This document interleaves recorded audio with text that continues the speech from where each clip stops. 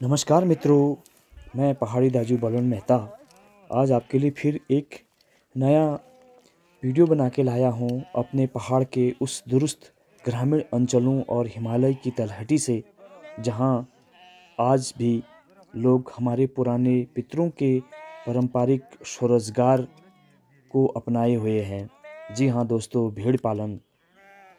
यूँ तो मनुष्य ने हमेशा अपने रोज़गार के लिए या अपने दैनिक जीवन की ज़रूरतों के लिए या अपने साथ मनुष्य के साथ साथ जानवरों को, चाहे वो भेड़ हो, बकरियां हो, गाय हो, भैंस हो, कुत्ता, बिल्ली, जो भी, ये सब कुछ एक तरीके का विविधताएं जो इंसान के साथ रही है हमेशा आदिकाल से। तो मित्रों, हमारे पहाड़ में जो युवा लोग हैं, जो रोज़गार करने वाले मेहनतकश लोग, उन लोगों की बातें मैं आज कर रहा हूँ।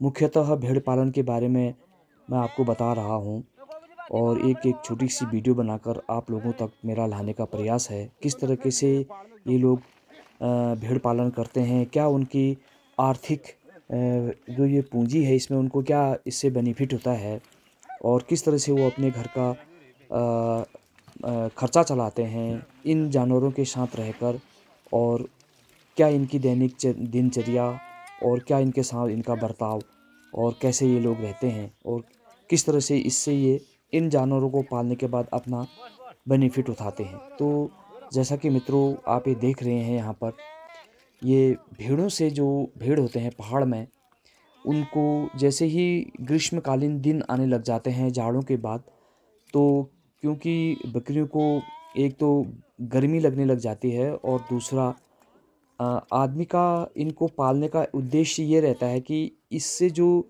चीज़ें, रॉ मटेरियल, जो चीज़ें इनसे प्राप्त होता है उसका उसको किस तरीके से फ़ायदा हो। इसीलिए ये अपने फ़ायदे के लिए इन जानवरों को पालते हैं और ख़ुद भी इन जानवरों के साथ जानवर बनकर रहते हैं। तो मित्रों, ये जो भेड़ हैं उनसे ये ऊन निकालने का कार्य चल रहा है, और जो ये ऊन निकालने का जो यंत्र है, कैंची, आप देख रहे होंगे, ये दो मेहनतकश लोग, युवा, जो अपने पहाड़ को नहीं छोड़कर इस पहाड़ी में इन पितरों के पुराने इस कार्य को कर रहे हैं, जो अपना रोज़गार अपनाए हुए हैं। इनको आप देख रहे होंगे, ये इनकी पूंजी ये भेड़ हैं, जो शाम का समय जंगल से इनको चुराने के बाद, जंगल में जब ये चरने जाते हैं, उसके बाद जब शाम का समय हो जाता है, तो तब फुर्सत इनको इस तरीके के कार्यों को करने के लिए मिलता है। और ये जो कैंची से, जो मैं बता रहा था, ये इससे ऊन काट रहे हैं, और ये ऊन जो आप देख रहे हैं, इन भेड़ों से जो ऊन प्राप्त होगी, इससे ये अपने दैनिक जीवन में प्रयोग करते हैं, जितना इनको ज़रूरत होती है उतना, और उसके बाद इसको वो बेच देते हैं। लेकिन दुर्भाग्य ये है, आज हमारे पहाड़ में इस ऊन से काम करने वाले वो लोग और सीखे हुए लोग जिससे जो बनाते थे, वो पुराने बुज़ुर्ग लोग, तो क्योंकि अब धीरे धीरे उन्होंने अपनी जीवन जो है उतने बिता दिया, उसके बाद के जो युवा लोग थे, जो जिन्होंने इस कार्य को आगे बढ़ाना था, कुछ कर रहे हैं। लेकिन जिस हिसाब से पहाड़ में पलायन हो रहा है, जिस हिसाब से लोगों के इस पुश्तैनी पारंपरिक पुराने कार्यों में दिलचस्पी नहीं रह गई है, उससे ये कार्य कहीं पीछे छूट गया है। फिर भी ये इन युवकों के बारे में जैसे मैं बता रहा था, तो ये कैंची से ऐसे ऊन काट कर, और ये पुराना यंत्र है, बहुत आपने कहीं देखा नहीं होगा इस टाइप का, इसी से ये ऊन को काटते हैं। जहाँ एक तरफ आज के आधुनिक युग में नई नई चीज़ें, मशीनें देखी होंगी आपने कई बार, जो आप देखते होंगे, लेकिन इधर इन्होंने वही अपने पुराने यंत्रों को प्रयोग में लगा रखा है। ये इस तरह से ये कैंची से काट रहे हैं, और ये ऊन जो बकरियों से प्राप्त हुई है यहाँ पर इकट्ठा की जा रही है, और फिर इससे ऊन से जो पुराने ज़माने में लोग थे, इस ऊन से ये देखिए, आपको यहाँ पर ये इकट्ठा काट करके रखा जा रहा है इनको, और ये इस तरह से ये लोग बकरियों को, जो भेड़ होते हैं, भेड़ों से ऊन प्राप्त कर रहे हैं। दो इसका कारण है, एक तो क्योंकि गर्मी के दिन आने लग जाते हैं, तो भेड़ों को गर्म लगता है, तो इसलिए उनके शरीर से इसको हटाना ज़रूरी होता है। फिर नई ऊन इनमें आने लग जाती है। दूसरा, क्योंकि ये भेड़ पालन कर रहे हैं तो इसीलिए ये भेड़ पालन कर रहे हैं क्योंकि इनको इस चीज़ से बेनिफिट भी होना चाहिए, उसका फ़ायदा भी होना चाहिए। जो इनके साथ ये लगे रहते हैं, भेड़ पालने का जो इनका मुख्य उद्देश्य होता है। तो ये पुराने यंत्र और रात का समय हो चुका है, क्योंकि दिन में बकरियां जंगल को चरने जाती हैं, तो शाम को जब वो बसेरे में आ जाते हैं, अपने डेरे में आ जाते हैं, जहाँ इनकी भाषा में कहें तो थौड़ होता है बकरियों का, अनालों का। क्योंकि दिन में बकरी जंगल चरने जाती हैं तो इसलिए इनको शाम को ही समय मिलता है यहाँ पर अंधेरे में रोशनी की व्यवस्था करके, इस तरह से ये, ताकि दिन में इनका समय बर्बाद ना हो, इस तरह से ये ऊन निकाल रहे हैं इन बकरियों से। और इसी ऊन से किसी जम अभी भी बनाते हैं कई लोग, थुलमे बनाते हैं, दन बनाते हैं, कालीन चुटके और पंखियाँ बनती हैं और स्वेटर, यहाँ तक कि बनियान कहते हैं हमारे पहाड़ में, स्वेटरें बनाई जाती हैं और कंबल बनाए जाते हैं। और इससे भी और पुरानी चीज़ बताऊँ तो इन अन्याओं के पहनने के जो कपड़े होते थे वो बखुल बनाते हैं, कोट टाइप का होता है जिसको बखुल कहते हैं स्थानीय भाषा में, और हुतौड़ बनाते हैं, पैजामा।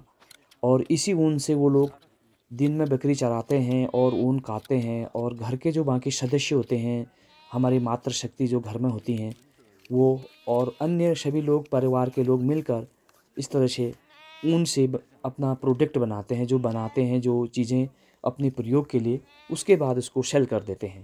इस तरह से ये रोशनी की व्यवस्था करके ये लोग रात को इस तरह से इनमें से ये ऊन निकाल रहे हैं। ये देख रहे होंगे आप, ये लगे हुए हैं, इस तरह से ऊन निकाल करके एक एक करके बकरियों में से, भेड़ों से जो ऊन निकाल रहे हैं, एक के बाद एक, इस तरह से जितना इनके पास समय होगा, ये रात का समय है, और इधर ये लोग अपने काम में लग करके इस तरह से, ये देखिए ये वो ऊन है, अभी इनसे ये बकरियों से ऊन प्राप्त की जा रही है।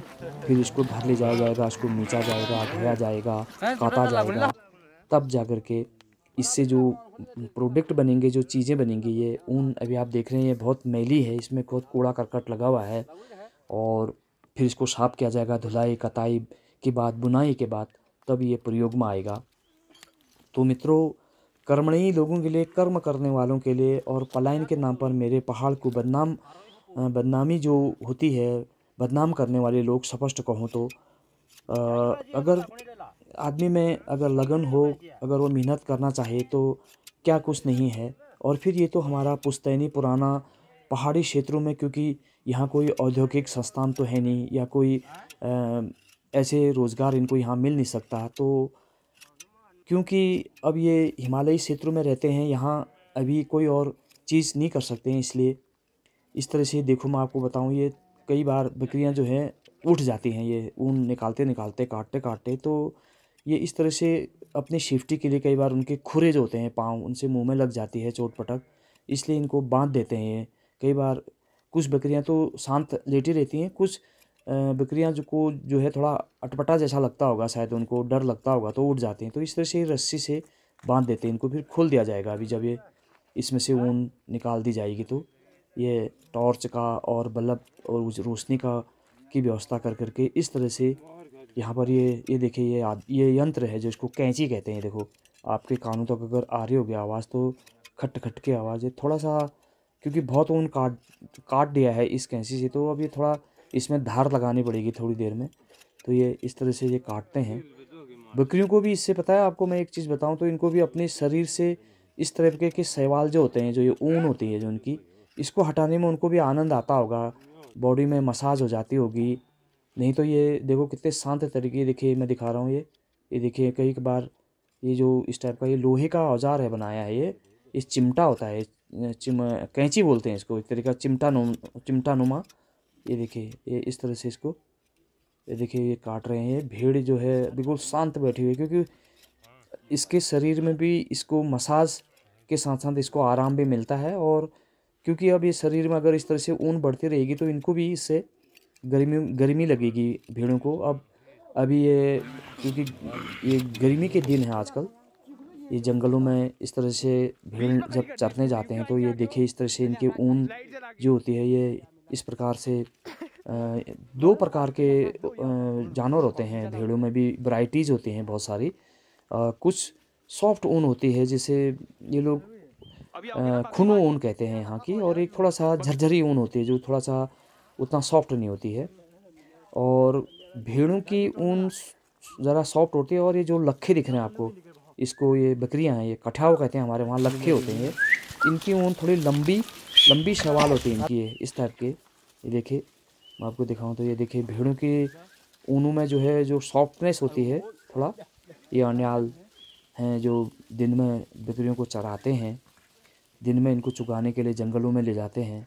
अब ये कुछ बकरियों से, भेड़ों से तो ऊन निकाल दी गई है और कुछ की बची है। तो ये दिन प्रतिदिन का कार्य होता है इनका। दिन में चुगाने के लिए जंगलों को ले जाएंगे, और जैसे शाम होगा तो अपने डेयरी में, अपने थौड़ में ला करके फिर उनको, फिर इनमें से जो ऊन है वो निकाला जाएगा इनमें से। तो ये जैसे भेड़ और बकरियां हैं, जो बकरियों की ऊन होती है वो थोड़ा सा कठियाव, जो लखे होते हैं उनकी ऊन थोड़ा उतनी सॉफ्ट नहीं होती है। ये जो दिख रहे हैं आप, ये देखो, ये इनमें से ही निकाल दी गई है। और ये देखिए, ये दिख रहे होंगे आपको।